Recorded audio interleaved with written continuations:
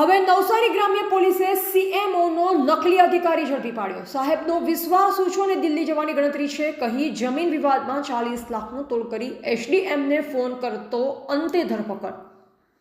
ગુજરાતમાં 2024થી શરૂ થયેલો નકલી અધિકારી પકડવાનો સિલસિલો 2025માં પણ યથાવત જોવા મળી રહ્યો છે। ત્યારે ગત વર્ષે નકલી જજ, નકલી પોલીસ અધિકારી, નકલી પીએમઓનો અધિકારી, નકલી આઈએએસ અધિકારી ઉપરાંત બોગસ સરકારી કચેરી અને બોગસ ટોલ બૂથ ઝડપાઈ ચૂક્યા છે। એવામાં હવે નવસારીમાંથી મુખ્યમંત્રીના કાર્યાલયમાં કામ કરવા નામે લોકોનું ફુલેકું ફેરવતો નકલી સીએમઓ અધિકારી ઝડપાયો છે।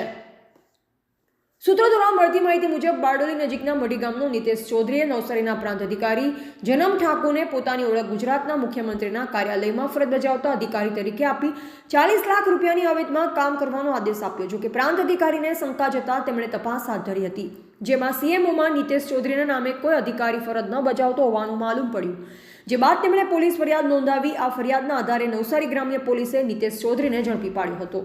ટીવી18 ન્યૂઝ નેટવર્ક સાથે રિપોર્ટર રસીદ ભાણા, નવસારી।